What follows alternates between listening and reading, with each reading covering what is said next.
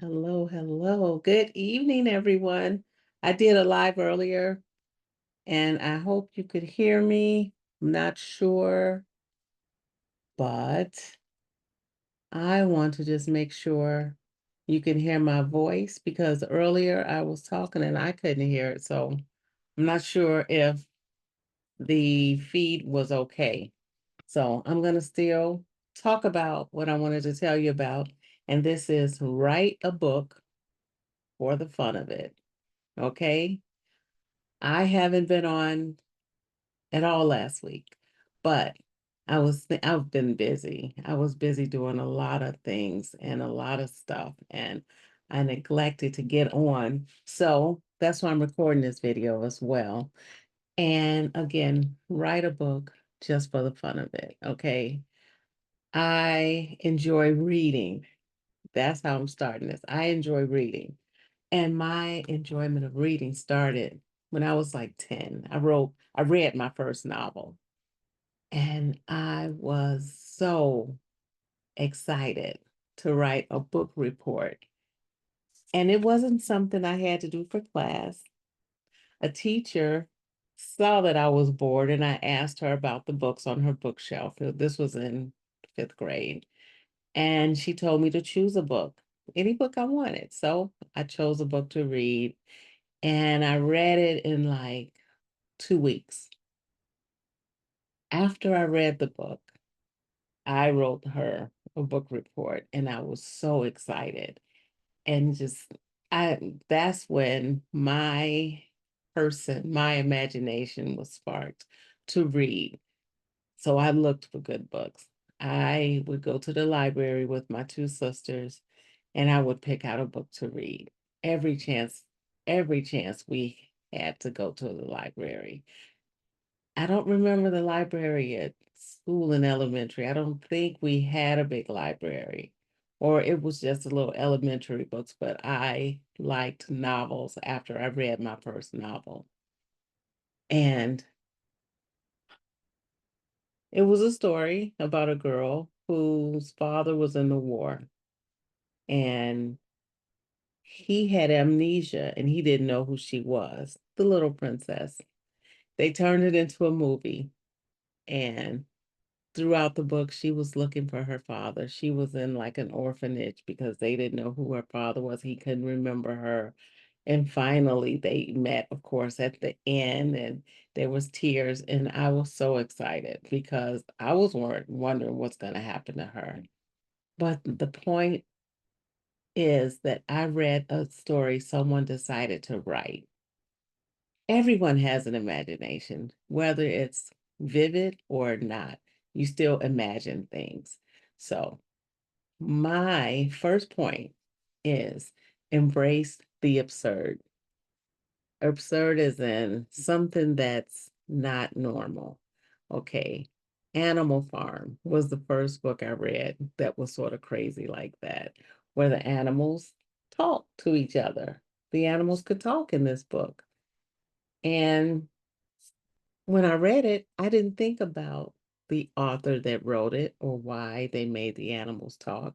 I just knew the animals could talk. And to read something like that, you don't realize that it takes imagination and it takes stepping out of your comfort zone. And it takes not doing the norm that everyone else is doing. Okay. So that's the main thing I think about now when I remember some of the books I read that weren't the norm. Animal Farm. Okay. And that was by George Orwell. Okay. So that's the first point. Embrace the absurd. Don't stick to the rules. Write something that's not normal. Something that, you know what, it could pique the curiosity of someone, and they're like, wow, you know what? That's different. And I like that. That's how books are written. Not the norm, not always coloring within the lines, okay? That's the first point. The second one is write with reckless abandon.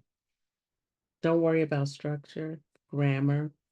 or even making sense. Just write. Just open your mind and just write. Whatever's coming to mind about a certain topic, about a certain subject you want to write about, just start writing. Just let your mind go. Just empty out everything and write it. Write it or either type it, whichever is the quickest for you, whichever helps you get your point out or your information out best is how you should do it. I still like to freely write. I don't know why, but I like to freely write. Or I like dictation. I'll use my cell phone and I will speak into a recorder. I do that a lot. So, whatever is the best way for you to get your point across when you're writing a book or sharing information, writing down ideas you want to write about, whatever the best way is, using a journal or a notebook pad, notes in your phone. I sometimes even put notes in my notebook on my phone because I don't want to forget what I'm thinking about at that time. So just write it down, put down all the ideas, all the information, everything that's been going on in your head that you want to share. That's the second thing, right? With reckless abandonment. The third point is channel your inner child. Remember stories you made up as a kid? I made up a lot of stories as a kid. And I would believe them so much that I couldn't wait to go back to sleep, to think about, to dream about those stories, to make them continue. I was not a normal child. I wasn't. Because I would think about a lot of things that didn't actually exist. People, places, um, refrigerators that did different things, stoves that were different, just things around the house. I would lay on my back and pretend I could walk on the ceiling and I would jump over the part where the door frame ends to get into the next room.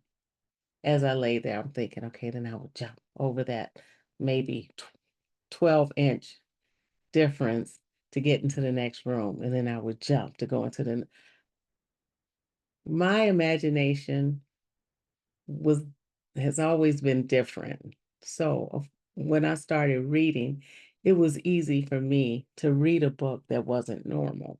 And I loved it because someone else thought of things that I hadn't thought of.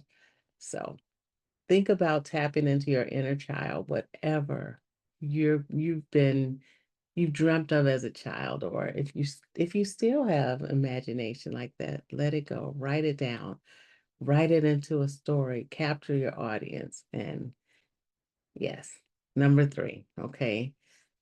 Number four, make your characters mischievous. Okay. Characters that don't stick to the rules, the character that is the bad person, the main character is the bad person. They alienate everyone, they beat up everyone, they shoot at people, they're just rule breakers. When I was younger, I didn't get to watch it much, but the Little Rascals, now all of them were just little neighborhood kids that hung out together, and it's like and they had it was a little gang of them.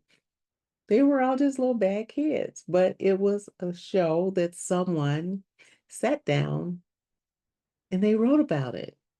They had to write about each character and put the character in different situations so that this character got in trouble or that character got in trouble, or together they worked together and they did something. But it was such a good little show that you looked forward to it because you wondered, what are they going to do now? What are they going to do this week? What will they get in trouble with? The Little Rascals. That was a show, which possibly was a book, but I never read it, or I didn't see a book, but it possibly was a book at one point. And it might have been titled something else. I remember something else called Our Gang, and it was them older. So maybe it was based on that. I would have to do research to find out about that one. So That's another way you can write a book. Make the character just totally mischievous, just bad, you know. And even though the character is bad sometimes, you start to have a soft spot in your heart for that character and you wonder what happened. Why are they like that? You know, at least I do. I wonder, like, what made them like this? Because that's not normal. Some people are just bad because that's who they are. But most of the times you'll wonder, hmm, what happened to them to make them this way? So that's an idea of how you can write, make the character mischievous. Okay. You can also, the fifth one is you can use playful language. Playful language could be the kids get together and they make up songs or they talk to each other in a rhyme or in a rap or however you want your characters to communicate is how you would write your book. You can make it where two of the characters rap back and forth, or they sing and make up little songs, or they can speak in a language that you've never heard before. They can make up words that really don't exist. And this could be their way of communicating to keep others out of the conversation. So there's a lot of things you can do when you're writing a book that you created. There's no rules to it, it's yours. And that's what makes a lot of books stand out. I used to read I read Maya Angelou's books, Gather Together in My Name, um, Singing and Swinging and Getting Merry Like Christmas. I Know What a Cage Bird Sings. I read all of her books, and she's a poet. Read some of her poems. There are so many people out there that do things differently. So if you decide to write a book, you would be another person that did something differently. Every book and every author is different. No one writes just like someone else. And that's what makes writing so unique and so interesting to me, because I enjoy reading a lot of different authors. I enjoy reading books. I enjoy reading articles, a lot of things. I'll catch myself not getting things done because I stopped to read something. So if you're considering writing, do it. Got to begin though. If you have ideas, write them down and just get started. Okay. The last point is number 6, ignore the plot. I've seen shows like that. Well, they may have had a plot, but in the middle of the show, they would go somewhere else or do something different. And the story takes you on a journey that way. There is a show, oh, Quantum Leap. Quantum Leap was back, I can't remember, 80s or 90s, maybe 90s. Quantum Leap. That was a series. Another one was titled Sliders. I loved shows like that because it took you to different dimensions, different realities, different different worlds.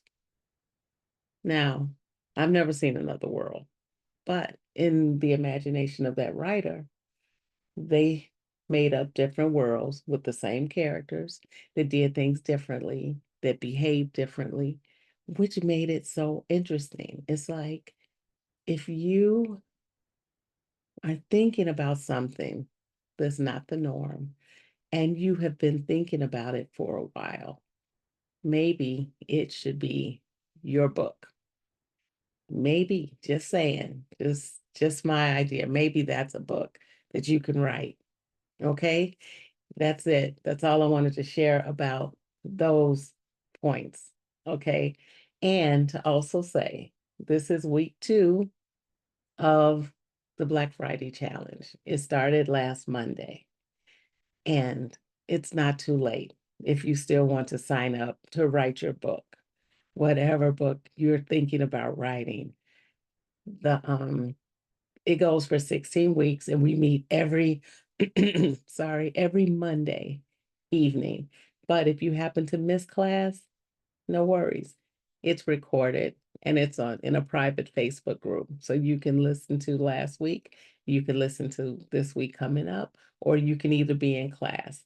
It's best to be in class because you get to interact, you get to ask questions, you get to know where we are. And there's so much more that you can do with your book after it's written.